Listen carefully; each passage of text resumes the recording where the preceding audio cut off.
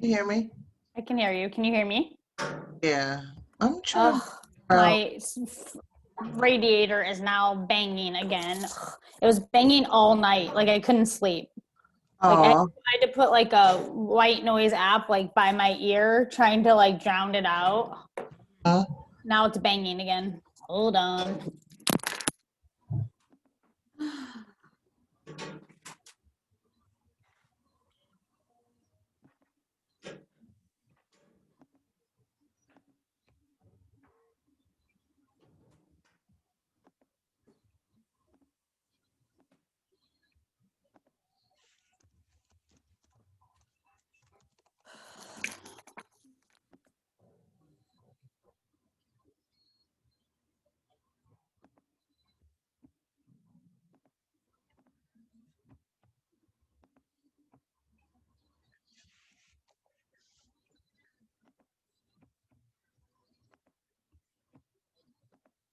Can you hear that in my background?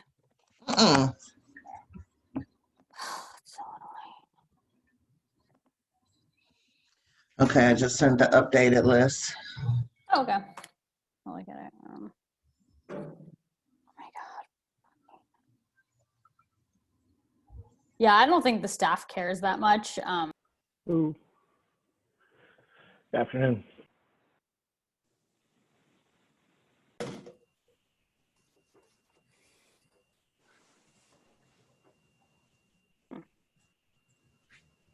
Okay. Well, Brett, should we go ahead and get started? Yeah, let's go ahead and get started. We're a little late at the Yep. moment, but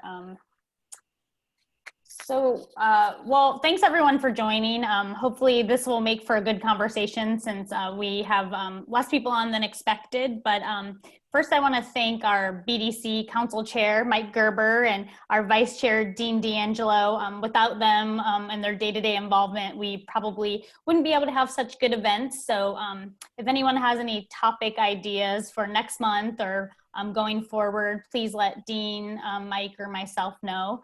Those would be helpful. But Mike, do you want to say anything before we get started? Sure. Thanks, Tani, Brett, Will, the whole team. You guys do a great job pulling these together. And as I've said before, we owe a great amount of appreciation to Dean for really spearheading this idea and driving this. And I think it's been extremely productive over the last several months. For all of us, and perhaps maybe we're a little later today than we usually are, but the feedback we get from the members is tremendous. And so I'm just very appreciative that you guys continue to drive such effective and helpful gatherings each month. And Dean, appreciate your leadership. It's really been impactful. And Peter, Congressman, good to see you on here. We've got a number of calls, so thank you. Sometime offline, I'd love to pick your brain about everything that we're experiencing. But thank you, and of course to the folks from the senators' offices. Thank you for being with us today. We really appreciate your time and absolutely respect the work you do. Many of us have spent time in public service. Folks that are on this call, and we know. It's hard work and important work, and we appreciate what you guys are doing in your roles today, and certainly appreciate you spending time with us today to talk about BDC policy and other issues in Washington. So with that, Tani, I'll turn it back to you. Sure. So obviously we have a couple new faces on here. Doug Calidas with Senator Klobuchar and who's the legislative director, and Emily Lavery, who's the tax counsel for Senator Scott. Do you just want to quickly start out, take a couple minutes, and Emily and Doug, you can introduce yourselves and your impressive resumes. So Emily, maybe you want to start first? Yeah, sure. Thanks, Tani. Great to be here with y'all. I've been with Senator Scott. I think I just hit 6 years. So I serve as his tax counsel. I also oversee everything in trade. So it's been definitely an interesting past few years in the tax space, to say the least. Of course, we're gearing up for probably a couple different reconciliation bills this year. So that'll be certainly very interesting. But Senator Scott is, of course, a huge supporter of SBIA and the BDCs, and will continue to be. So it's going to be, an interesting Congress, to say the least. But Senator Scott has been an absolute dream to work for. So I actually joined a staff about 6 years after going to University of South Carolina for undergrad, came up here for law. And I guess the rest is kind of history. I actually served on Senator Scott's with Will Gardner for a little bit, and that was awesome. So it's always good to keep the Scott network alive and well. Okay. Doug, with the resume that makes all of us, or puts all of us to shame. I don't know about that. So. Thanks for having me. So I'm Senator Klobuchar's legislative director. I've been with the senator about 3.5 years. Before I was her LD, I was her deputy LD and her economic policy advisor. And I did a lot of work with Emily and her colleagues on the Entrepreneurship Caucus, which Senators Klobuchar and Scott co-founded. And we now have about 18 members. And handling her tax, banking, budget, and other economic policies. I was with Senator Manchin as his chief counsel for about 1.5 years. And before that, I started out on the Hill as a fellow on the Finance Committee oversight staff under Senator Wyden from Oregon. And before that, I spent 7 years with a law firm here in DC, Steptoe and Johnson, and went to business school years before that. But enjoying the time on the Hill and appreciate the chance to talk to you guys today. Hey, Tanya, if you don't mind, a little Philly pride here. I saw you from the Philadelphia suburbs, Doug. I live in Wayne, just west of Villanova. Curious where you grew up. Yeah, so I was in Valley Forge, Yep. probably about, 15, 20 minutes away from where you are. Sure. We have some family in Wayne, and my parents still live in the area where I grew up. So I go back That's pretty great. often. Yeah. Great. Well, and they also went to Penn. I have a son at Wharton right now. So enjoyed reading your background. That's great. Cool. I was actually, my fun fact, I was 1 year removed from Ivanka at Wharton, and we were friends in college. She was good friends with one of my friends, really? and come over a lot. So. That's funny. See, impressive.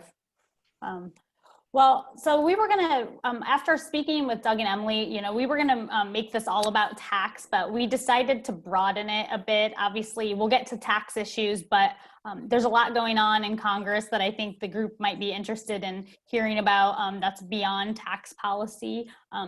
So we can start with Doug.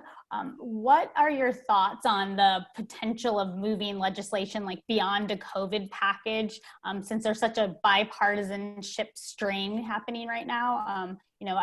Especially in the House side, as someone who talks to both sides, the House is moving a little slower on bipartisan activity because of, not maybe wanting to work with the other side, but what's happening in the Senate on that? Any thoughts?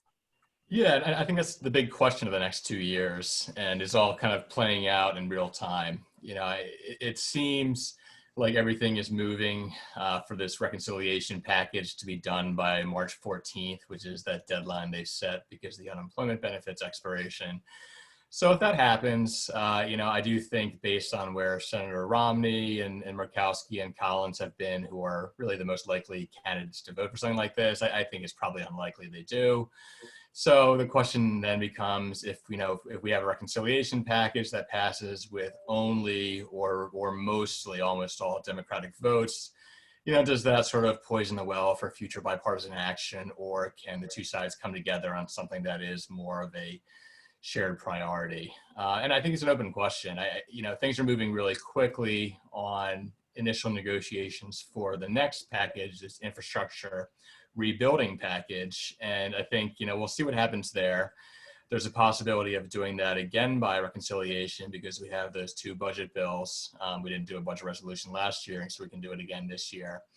That could again be something that's done on a partisan basis. But, as we know, infrastructure has always been something that's such a bipartisan priority, and there are so many Republicans who want to do something there.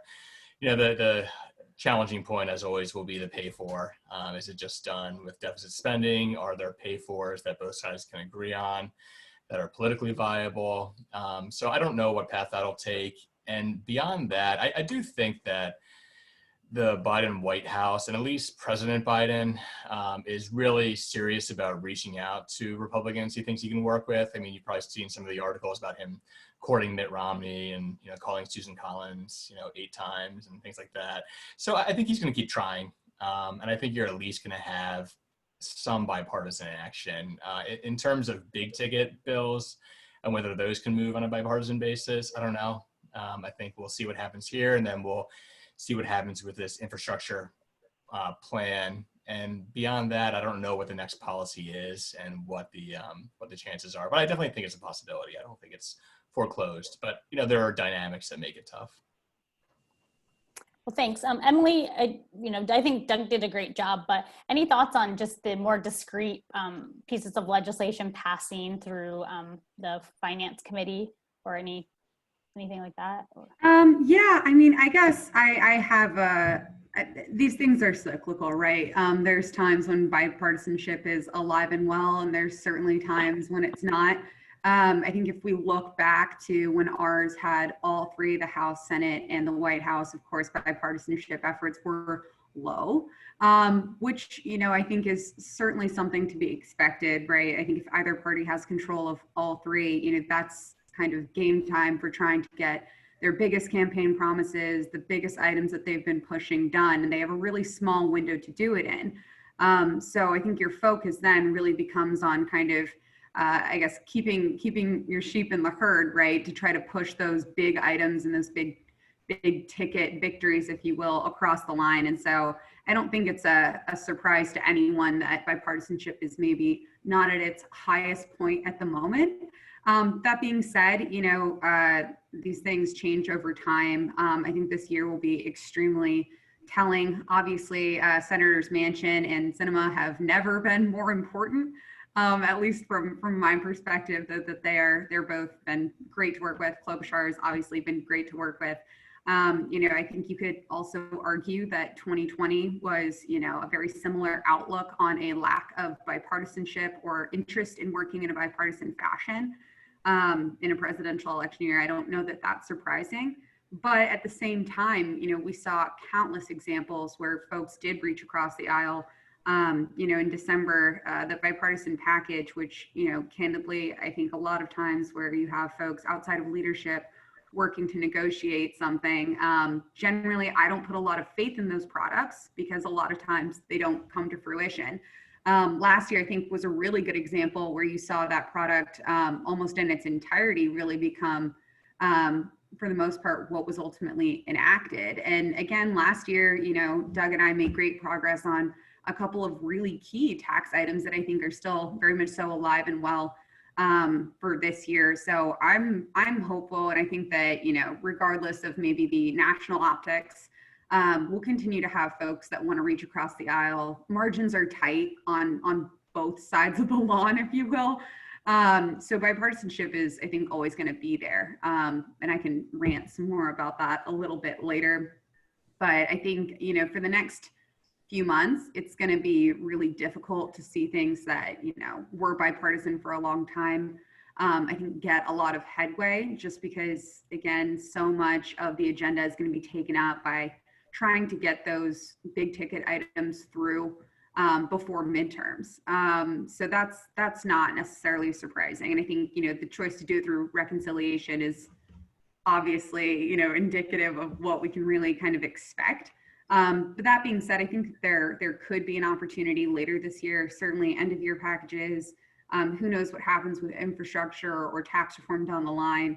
There were pieces of TCJA that were bipartisan for a very long time that were included and, of course, passed on a partisan basis. So that's certainly possible as well, even if maybe the national optics at the moment are necessarily indicative.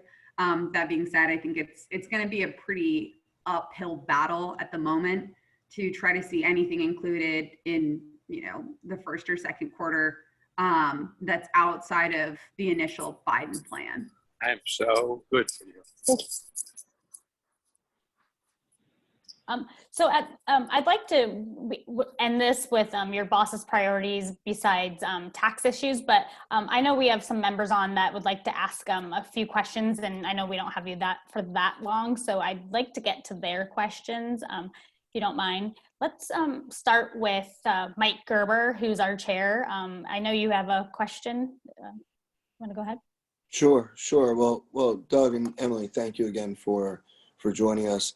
You guys in your offices are aware of and been helping with our tax parity proposal for BDCs, and certainly as BDC managers who care about our investors and making sure our investments are as productive and efficient and lucrative for them as they can be, tax matters to us. So just based on the environment that you guys have described and the priorities that you expect to see pushed, do you see a discrete issue like this having an opportunity to jump on maybe a larger package or find its way through the system in some way?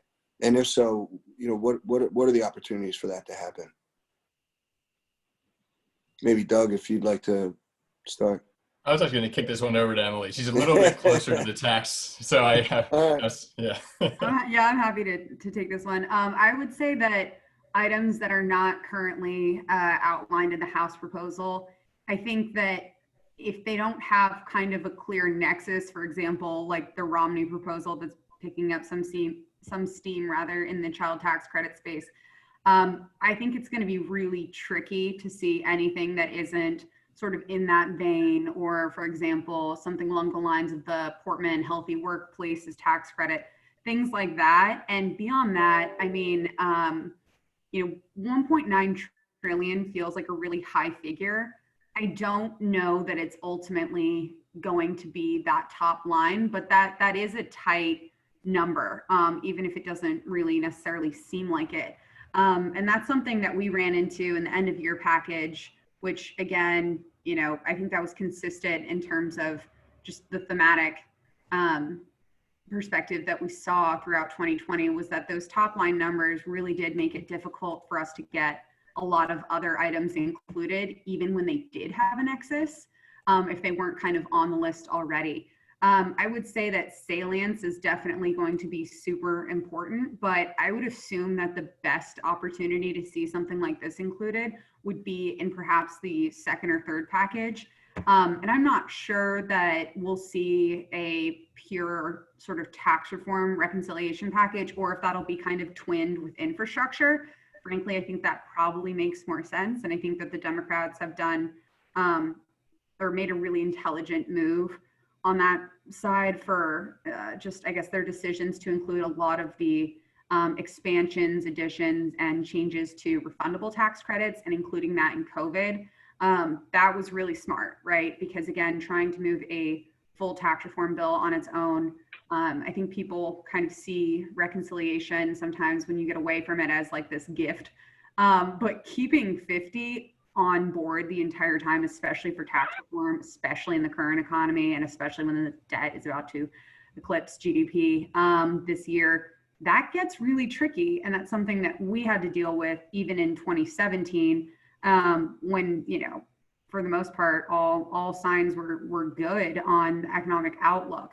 And we had a really tough time keeping the caucus together. So I wouldn't be surprised if the second or third reconciliation package is more so a combination of the two, or something kind of like in the green energy space twinned with some sort of tax reform. I'm sure corporate tax hike would be a great pay for in that instance. And of course is a good way to broaden that out by including sort of those Green New Deal options. But again, I won't pretend to pontificate on what Democratic leadership is kind of thinking in the long term. And who knows, if we miss that April 15th deadline, I believe it is, then we're teeing up potentially another option or opportunity for reconciliation. But I would say that the best opportunity to see, I don't want to say smaller, I guess, tax bills, but again, things that are a bit more narrow and frankly that have a smaller score, I would expect to see it maybe in a later package rather than this first one. I think this first one's going to be a pretty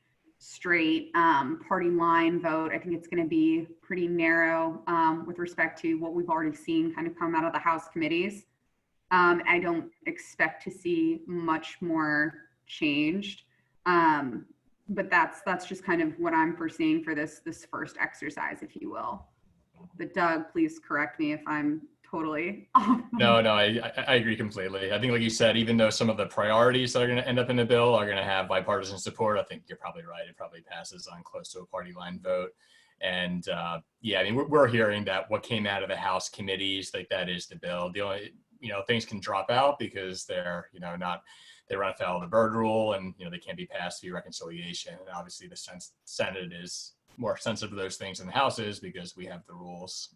But beyond that, we're not really expecting any additions to what came out through the House. No, that's really helpful. Brett, did you? Sure. I was just going to ask you a question.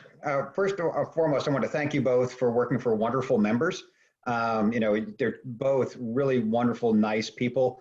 And, it's hard when trying to explain to the business community what life is like in Washington when the screamers get all the attention and the people that are really focused on small business and that are good, decent, intelligent, thoughtful people that have great staffs, just don't get the attention. So I want to thank you directly for what you do. But also, Brett is the president. Brett is the president of SBIA. To clarify, that's where his viewpoint is coming from. So, and he's so the big thank boss. you very much, and thank you both also for supporting a lot of entrepreneurial issues and efforts. Doug, your boss has the entire entrepreneurial package that you were pushing last year. It's really positive, and I thank you for briefing us on it last year. And Emily, your boss was one of the leaders on the opportunity zones, which really are a great start at bringing the true benefits of free enterprise to parts of the country that haven't benefited from it yet. One of the questions we wanted to ask you about a little bit, again, it's not getting too far in the weeds, but in the tax reform bill that was done last time, there was a change in the ability to deduct interest expense. So so they were originally going to get rid of it entirely, and they ended up limiting it as a formula based upon something called EBITDA. That expires at the end of this year, where the ability to deduct the depreciation and amortization part of that interest expense goes away. And so for businesses that are private businesses, that aren't the Wall Street businesses, that are trying to grow without their founders being diluted, the ability to grow using debt is an important feature. Access to equity is important, but so is debt, depending upon sort of where you are in your cycle. And that change of the DA part of that formula, which is a little bit in the weeds, but it means a lot to small manufacturers and other companies that really have a lot of actual equipment to depreciate or that have had to amortize, or that to buy over time and amortize. Has there been any discussion about sort of what that deductibility of interest expense means as that expires this coming year? Or is that just one of those things that's just sort of in the background, and frankly, everyone's focusing on the here and now of the $1.9 trillion package that's about to be on the table?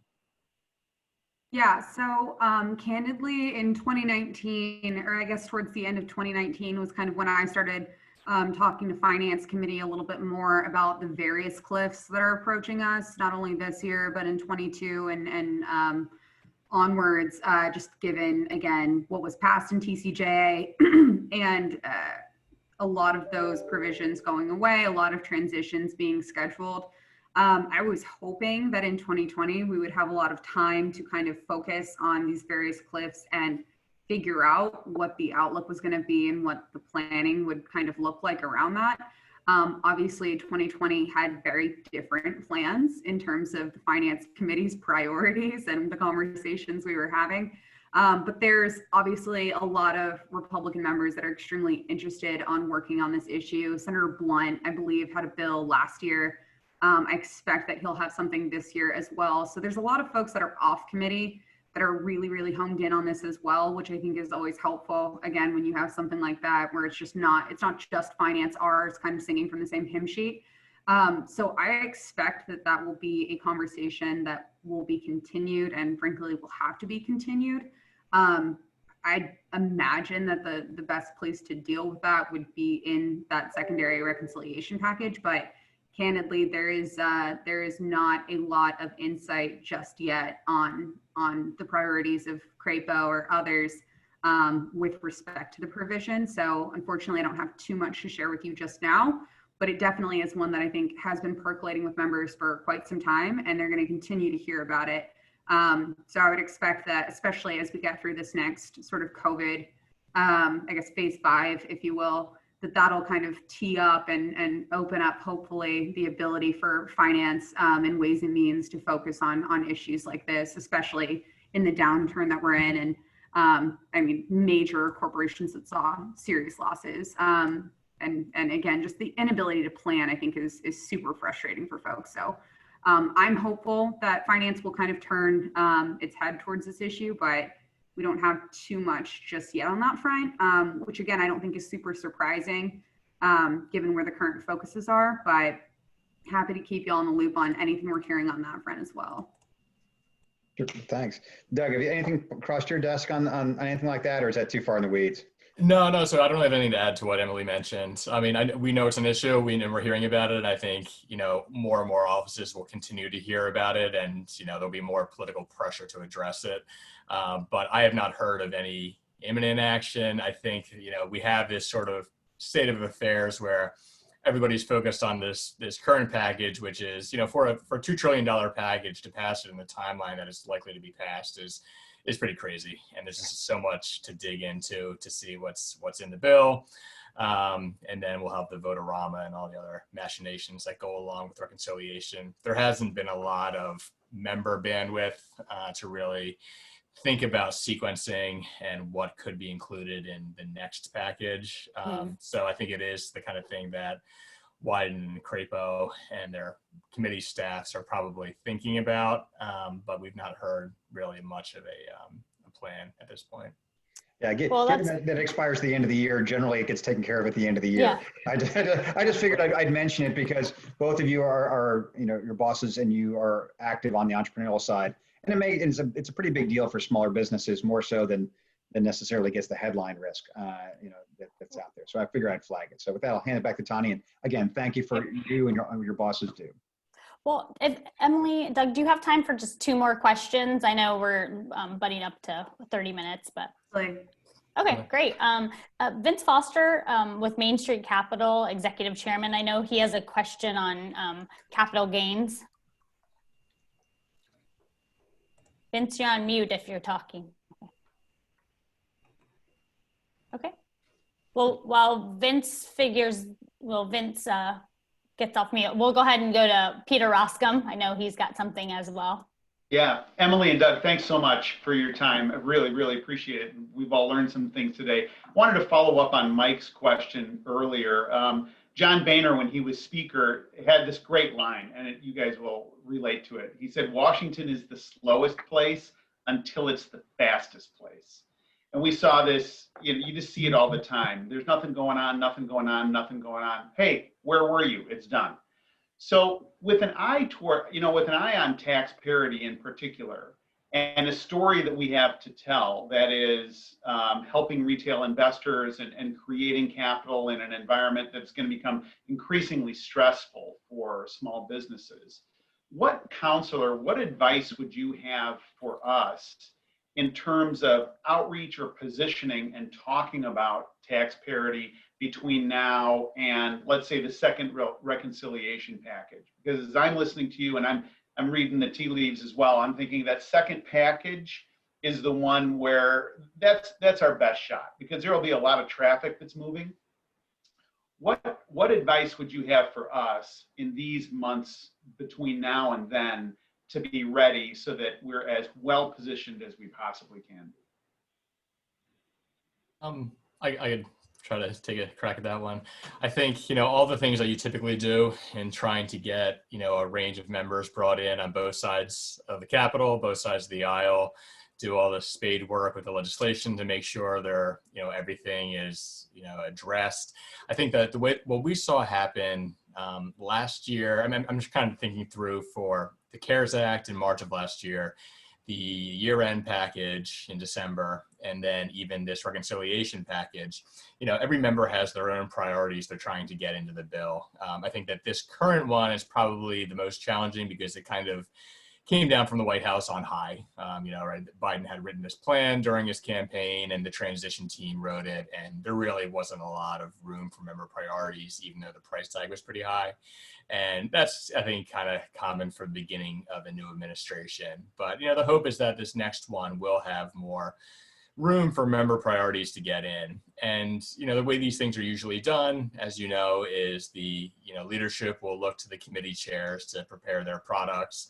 And the committee chairs will have their staff work on it, but also look to members on the committee, and then to a lesser extent, members off the committee. And, members who want to have their priorities included really need to have everything ready so the committees can just take it off the shelf and put it right in. We managed to get some things in the year-end bill was probably the best we've ever done. We had, I think, 10 different bills that the senator had that we managed to get into the package. And there were things that we've been working on all year long that were just ready to go. They were fully vetted, and it could just kind of plug and play. We've had another thing that we've been working on. Actually, this group might be interested in it. I think Brett had mentioned it. It was what we call the New Business Preservation Act, which was to try to provide venture funding to startup businesses across the country with public-private matching. And it's a great idea. Everybody loves it, but we didn't quite have it. We didn't have the window with the White House to get it in. They kind of wanted to move ahead. And I think, we've been trying to get Republicans interested in it, and we've been trying to get more headway on the House side. You never know which chamber is going to take the lead. In this one, it was the House. So, with this bill being so much of a Senate side creation, it was hard to really get it in. And when, Maxine Waters' staff looked to see what her members wanted, she wasn't looking to what Senate members wanted. And, the flip side happened with the year-end package, which was largely written in the Senate. I didn't know a number of things that people really had a lot of support for in the House, but they didn't have in the Senate. So I think you just making sure that both sides of the Capitol are accounted for is huge. Making sure to the extent you can that the committee chairs care about it is huge. And just the usual things you do. But as you know, if you have all that work done, then you never know what's actually going to get in at game time. But if you have all your work done, you stand a much better chance. Thank you. Yeah, I mean, the only thing I would add is that, one thing we found even last year when going into the year before, when going into 199 Cafe was do not touch. Was just that y'all have such a compelling narrative and really such a sympathetic narrative that most entities don't have. And I think that folks on both sides of the aisle find it extremely compelling, especially right now as we're talking, so seriously about how to help out small businesses, how to provide more capital to small businesses, how to continue lifting up entrepreneurs, and how to keep insulating mom and pop investors and retirees. I think that y'all just really do have this great narrative and a great story to tell. And I know Tani and Will have done a really great job educating members on this front. I also think it's a good thing that this didn't get some sort of political baptism in years prior, because again, I think that that's really kind of preserved viability.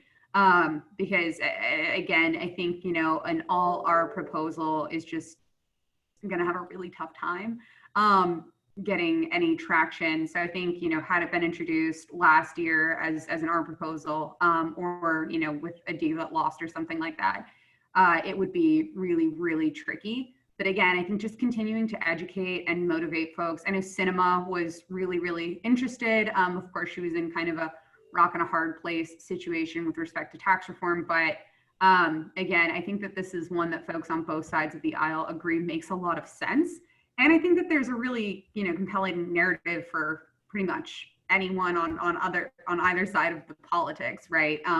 It's a good way to kind of go after something TCJA left behind, if you're kind of on that side of it. And on my side, it's a great way to, kind of, I guess, expand relief, better protect those that, again, were kind of left behind, providing parity with REITs, et cetera. That's helpful for my boss.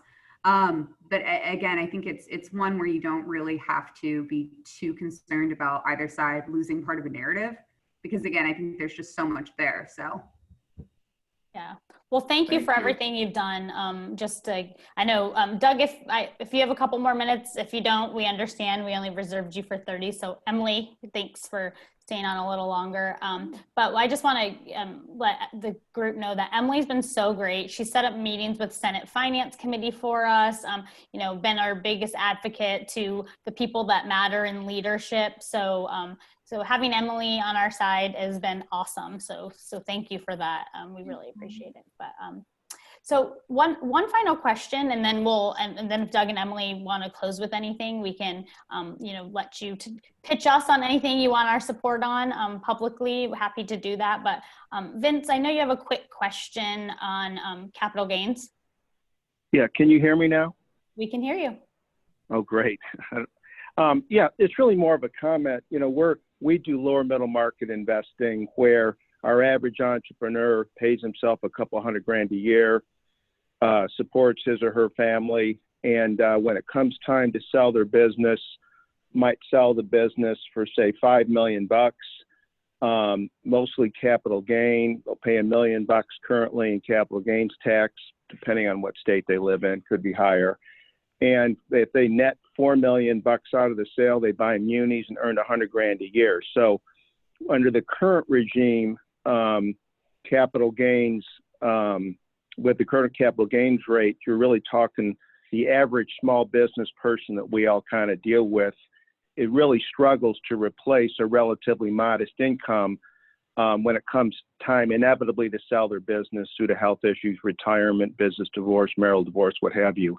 And so I think it would be really devastating to that community if we were to drop under the proposal we've heard about anyway to have capital gains rates go away to $1 million of income.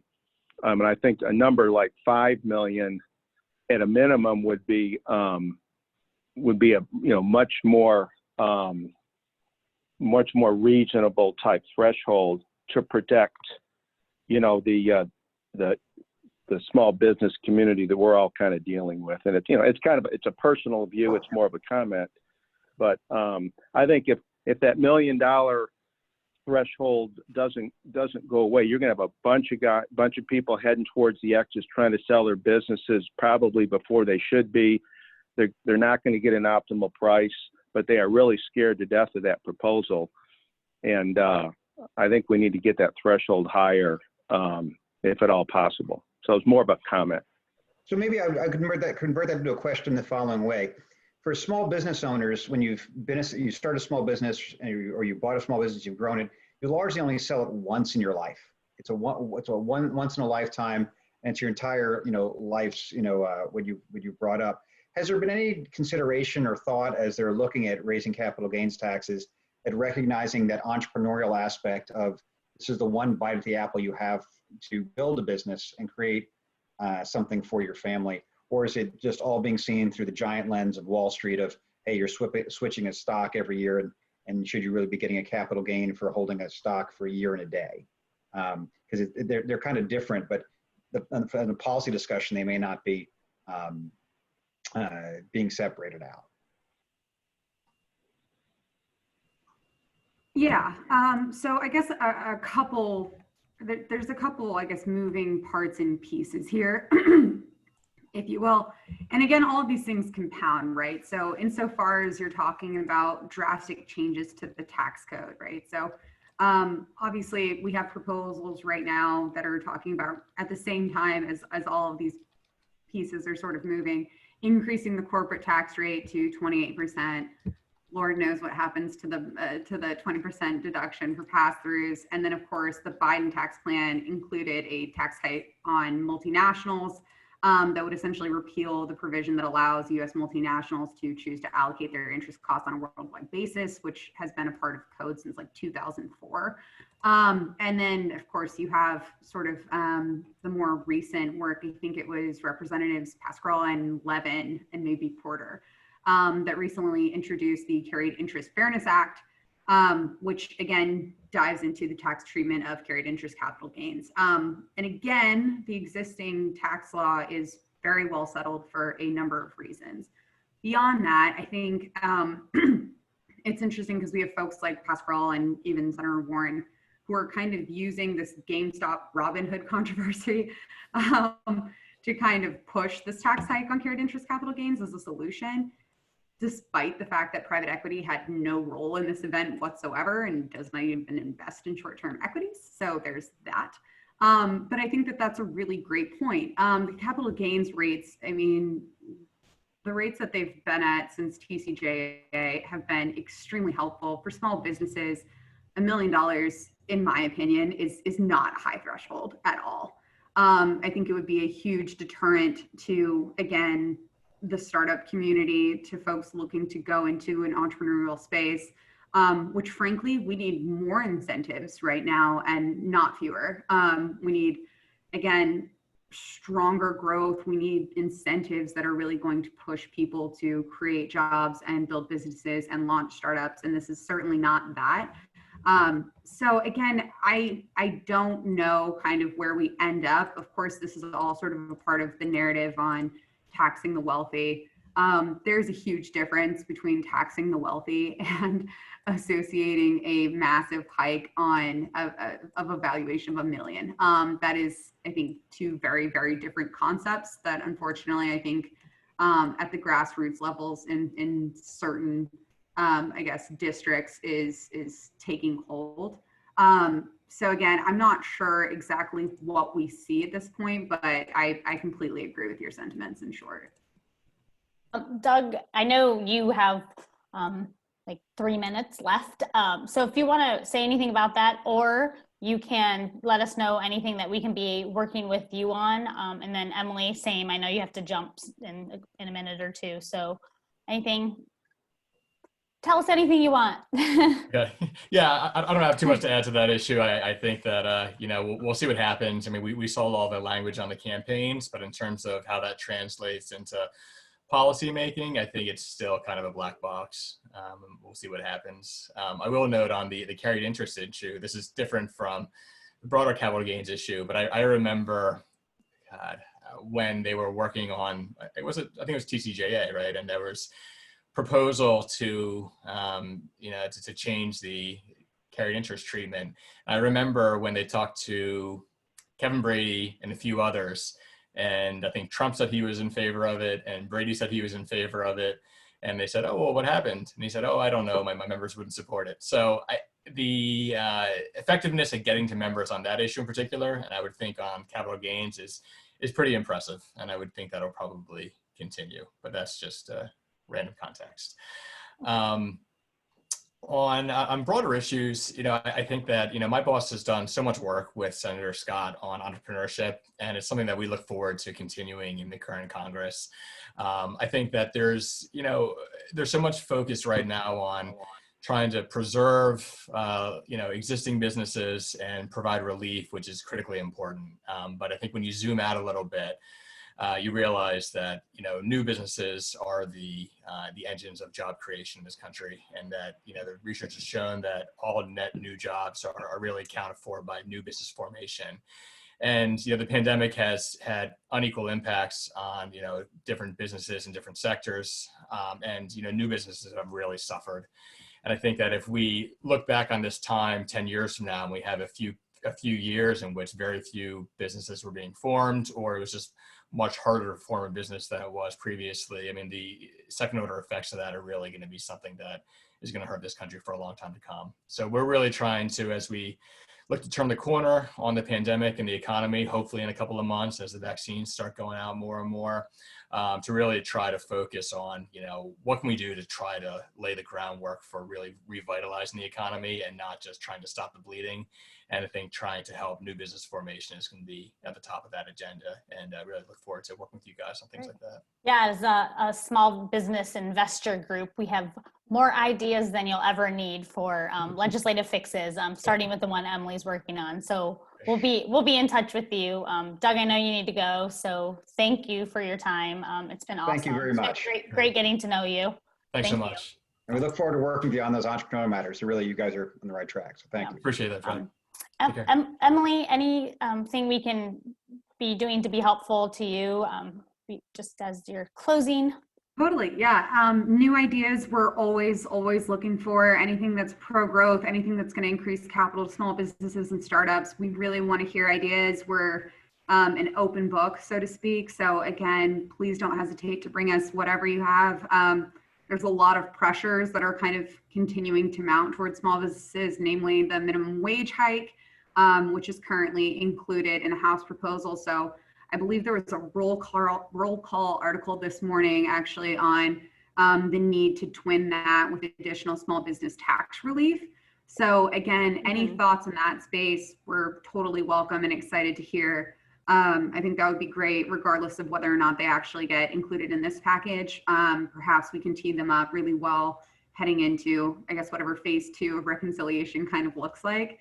But yeah, right now my boss is going to remain super focused on trying to, again, curve as much of the more damaging pieces of the Biden proposal as possible, though I don't know how successful Republicans are really going to be at the end of the day. The only other item I would generally note is just, again, really trying to get the message out about how harmful some of these parts and pieces are, even if they seem like really great pay-fors at the moment. I think, Senator Scott's message is going to continue to be that now is not the time. Even if you're finding these pay-fors, they're extremely harmful, and here's why. Yeah. Great. Well, thank you for doing this for us. I think we learned a lot. I did, even though I'm talking to you on a regular basis, I still learned a ton. So thank you. Anybody else? Okay. Well, have a good one, and we'll be in touch probably more often than you want us to. Please, please don't hesitate to ping me. Senator Scott is, I think, really excited to get to work now that impeachment is done, which has become sort of an annual event. So either way, I think they're really excited to talk about anything but that. So again, anything that's pro-growth, pro-worker, very much so in the small business nexus, in the startup space, and entrepreneur space, we really want to be a part of. So again, please continue to bring us problems and obstacles that we're maybe not hearing or seeing, or that aren't really getting traction in the national media, which frankly is most of the time. Again, we want to be as helpful as possible, and oftentimes, even if there isn't a perfect solution that's laid out, just even bringing us those obstacles is really helpful, as we can be a soundboard and try to really kind of elevate, I guess, the conversation on a lot of those issues that are kind of lying beneath the surface at the moment. Again, we love working with y'all. You guys have been so awesome for us. So hopefully we can get this bill back out and get some good Democratic friends on board that'll help us push this through, which would be really, really great. So we'll see what this Congress kind of has in store. Great. Well, thank you. And we will talk to you soon. Thanks a lot. Bye, Emily. Thank you. Oh.